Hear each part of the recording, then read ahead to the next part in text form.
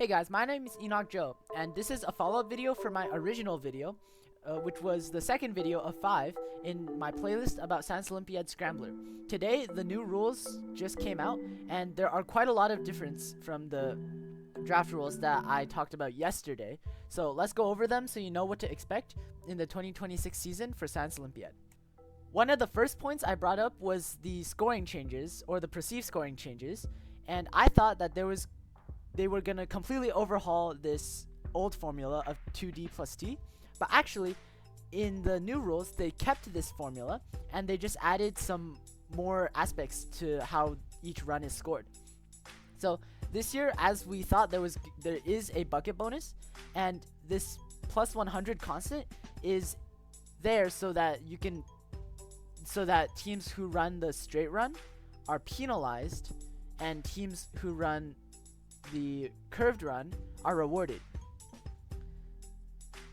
So this makes it super important compared to last year to run that curved run, because what this plus 100 point constant does is it essentially makes it so that people who run the straight run and curved runs are scored in different brackets because of this massive chasm of points.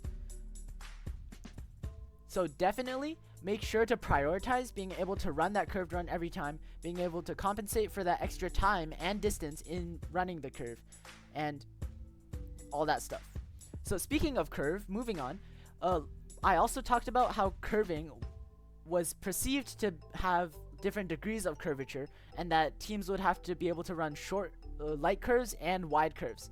But actually, Science Olympiad decided to overhaul this idea and just decided to stick with one obstacle to curve around instead of curving through a gate of 2 buckets. And they also gave us the measurements of this obstacle in the rules. So you can just buy this 5-gallon bucket from your local hardware store and be able to practice this curved run, which is so important to your scoring. So in my original video, I said that adaptability would be the name of the game in the 2026 Scrambler season. Although, now that we've received these new rules with so many changes, I think that now the focus shifts more towards a device somewhat like last year or the year previous, that focuses on a consistent device and a device that can perform all the actions and not get penalized by that massive 100 point constant. So if we go over to the new rules, we can see that the track this year is not very dynamic and it's more static like last year, except for the fact that there's this 5-gallon bucket. So this is more similar to the year previous, the 2024 Science Olympiad Scrambler year, where you had to curve around the bucket in the middle. And I think that this really pushes us towards that device of just having it super consistent and being able to run that curved run every time to avoid that penalty. And because that we don't have this target time or this target curvature, and it's just locked down every time, you want the shortest time and you want to always curve the same amount, I think this year you want a really rigid device that will be able to run that curve every time. So now that we've gone over the changes in the draft rules compared to the final rules, I'm gonna now go over some tips and tricks that you should watch out for, and some of the changes between these 2025 rules and the 2026 rules. So here in the 2026 rules, you can see that Class B eye protection is required, and at a lot of tournaments, especially higher level ones, they're gonna be really pestering you and pressuring you into bringing these glasses, and some proctors even won't let you compete if you don't have the right eye protection. Or most proctors won't let you compete if you don't have the right eye protection. So make sure to always bring your goggles, and you can find these usually on Amazon or like your hardware store, maybe your local hardware store. Moving on, the construction parameters for the launcher remain mostly the same. For example, your 100 by 50 by 100 requirement, as well as the 2 kilogram weight, stays the same in the 2026 and the 2025 season. So you can keep whatever design you had last year, or whatever designs were floating around last year, you can keep that.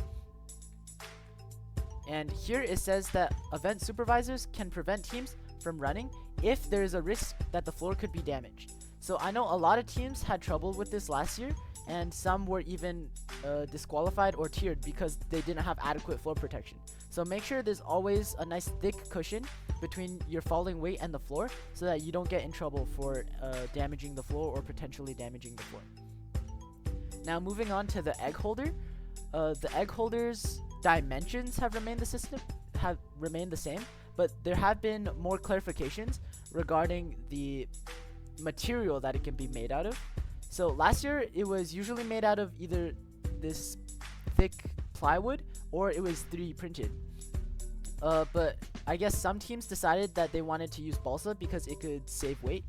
So this year they made it clear that balsa cannot be used for this backstop holder or egg holder. Now moving on, we can see that here under the pencil start segment, the pencil is actually not itself part of your launcher requirements. So this can exceed the 100 by 50 by 100 centimeter requirement by my understanding. So you could have some kind of mechanism where you can pull out a pencil, or some kind of mechanism that's triggered by a pencil, like a lever or a switch that you can flick with a pencil. And the pencil's not part of your launcher requirements or size requirements. So another clarification made is that during the competition, teams are not able to roll their vehicle on the floor before or after runs. So, for example, when you're running and you want to measure maybe how many rotations it is to get to the end, you're not allowed to roll your vehicle on the ground, and you can only measure your distance using your own time, and you can't do this like before your event time. So this is one of the main changes, the ability where you can choose to do the optional bucket bonus. But really, if you're trying to stay competitive, this bucket bonus really isn't optional. You're going to have to do this. Otherwise, you're going to get absolutely destroyed by this 100-point constant. And you're just going to be graded almost completely differently compared to the straight run, or compared to the people who did opt for the curved run. So this is very important. It's very important that your device is able to do the curved run and is